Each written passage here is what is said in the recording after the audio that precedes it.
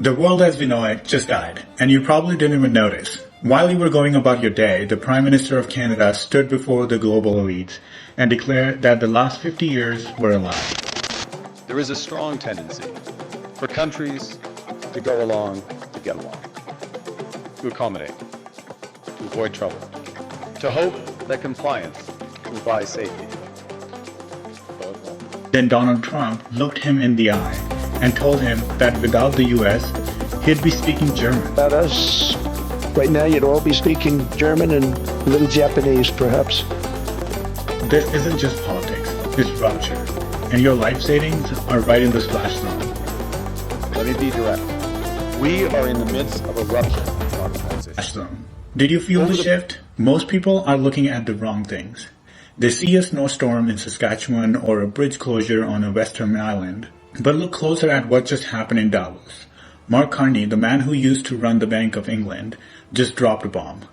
He didn't use the word transition, he used the word rupture. He's telling us that the rule-based order, the foundation of every investment you own, is fading away. It's being replaced by something brutal, something written about thousands of years ago. The strong do what they can, and the weak suffer what they must. Think about your portfolio for a second. You have been told the system is stable, the trade brings peace, but what happens when the stable system is turned into a weapon? When tariffs aren't just taxes, but leverage for land? Trump is already proving it. He wants Greenland. He calls it a framework for a deal. He says he won't use force in the near future. And we never got anything. We probably won't get anything unless I decide to use excessive strength and force where we would be, frankly, unstoppable. But I won't do that. Okay? Now everyone's saying, oh, good. But he has already put 1,500 Arctic trained troops on standby. 1,500 active duty soldiers to prepare for possible deployment. He told Canada to be grateful because of the United States. Canada gets a lot of freebies from us, by the way. They should be grateful also, but they're not. I watched your Prime Minister yesterday. He wasn't so grateful.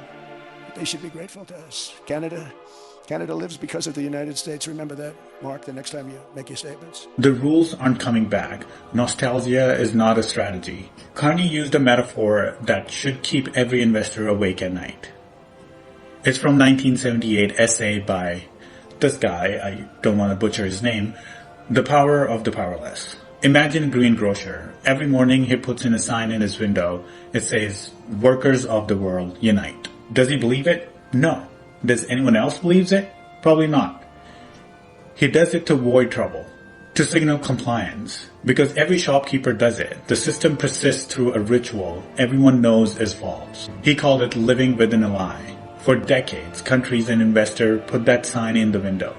The sign said, "We believe in the rule-based order." We knew it was partially false. We knew the strongest exempt themselves when they felt like it. Havel called this living within a lie. The system's power comes not from its truth, but from everyone's willingness to perform as if it were true. And its fragility comes from the same source. When even one person stops performing, when the greengrocer removes his sign, the illusion begins to crack. We knew international law was applied differently depending on who was the victim. But the fiction was useful. It gave us an open sea lanes and stable financial system. So we participated in the ritual. Friends, it is time for companies and countries to take their signs down. But here's the moment of truth. The greengrocer just took that sign down. Carney says we cannot live within the lie of mutual benefit when integration becomes the source of your own subordination. If your supply chain is a vulnerability of a hogman to exploit, you aren't partner, you are a target. This bargain no longer works. Let me be direct. We are in the midst of a rupture, not a transition. And if you're a target, your safe equities are standing on a trap door. Let's talk about your money. Back in 2019, Carney gave a warning at Jackson Hole that everyone ignored. He said the global financial system was obstinately dollar-centered. He called it a structural disaster because the world economy is multipolar, but the money is unipolar. So what's the point? Give us the thumbnail. Why can't the dollar be the global currency? Okay, the dollar is the global currency. We know that. The challenge is that the U.S. share of the global economy has been reducing. The dollar's share of payments, not just financial assets, but payments, a lot of payments between countries that have nothing to do with the U.S. are in dollars. And what happens in situations like we're in today, where the U.S. economy, to its credit, is relatively strong, is doing better, And the Fed has been doing the right thing, which is, they've adjusted policy, they tightened policy as it was strengthening. Now they're making, the Fed is doing the right thing, but they have adjusted and policy is relatively strong. That means rest of world policy is tighter than it needs to be. And that feeds back on the U.S. economy in a way that ultimately slows this economy. And it leads to a substandard outcome. And in a world where you only have limited policy space, it's a dangerous place to be. And so the trade issues we're talking about are reinforced by the structure of the monetary system. Now, But now the issue is you don't just jump to something new overnight.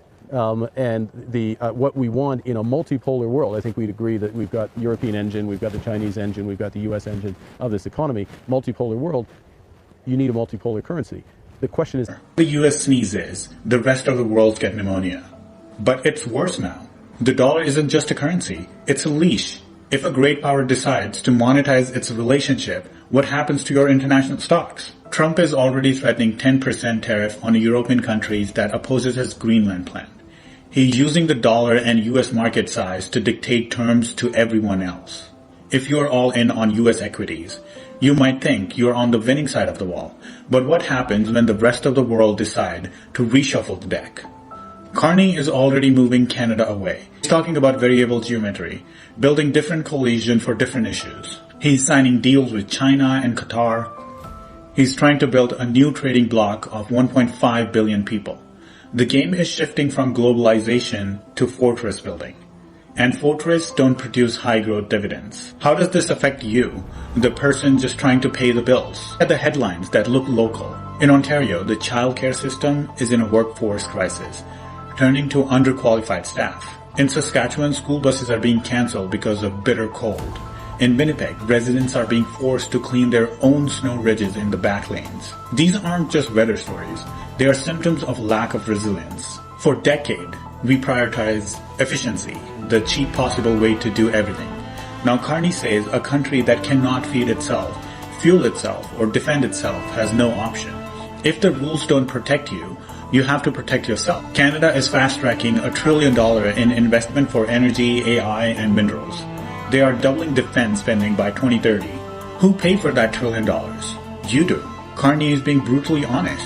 The risk management comes at a price. Building strategic autonomy makes the world poor, more fragile, and less sustainable. Your cost of living isn't just rising because of inflation. It's rising because we are buying sovereignty insurance. We are moving from naive multi-realism to value-based realism. That means we don't buy the cheap stuff. We buy from the people who won't turn off the tape to bully us. It's principled, it's pragmatic, and it will incredibly expensive for the average consumer. The equity shift. If the world is breaking into blocks, where do you put your capital? The old rule was, buy the S&P 500 and wait. But if the US is self-immolating its superpower status by tearing up the rules, is this still the safe bet? Carney is pointing towards a multipolar system. He's talking about new technology that could create virtual reserves asset to replace the dollar. He's forming Buyers Club for minerals within the G7 to break supply monopolies. Joining SAFE, the European Defense Procurement Arrangement. For an investor, the era of rising tides lift all boats is over. You have to look at who has the material foundation to survive. Canada has what the world wants: energy, minerals, and most educated population. But Trump says Canada gets too many freebies. He's threatening the very trade deal the Canadians' economy is built on. If Canada moves toward China and Qatar to diversify, does the US retaliate? Trump told Mark Carney to remember that Canada lives because of US. This is predatory nationalism. If you're an equity investor, you aren't just betting on a company's earning anymore. You're betting on whether their home country is at the table or on the menu. The end of neoliberalism. We have to face it. Neoliberalism was always a pretense. The idea that markets were separate from politics was the biggest sign in the window of all. Now the mask is off. US is using its military might to defend its right to take Greenland. They are reminding everyone that without us, you would be speaking German. European leaders are in frightening state of shock because they thought things would go back to normal. But Carney is telling them, nostalgia is not a strategy. The world is in a state of water bankruptcy. The planet is warming so fast that the Winter Olympics cannot even adapt. and in the middle of this strongest power are walking away from collective problem solving. So what is the third path? Carney says middle power must combine their influence. They must create a defense web of connection across trade and investments. This is progressive realism. It means applying the same standards to your allies as you do to your rivals.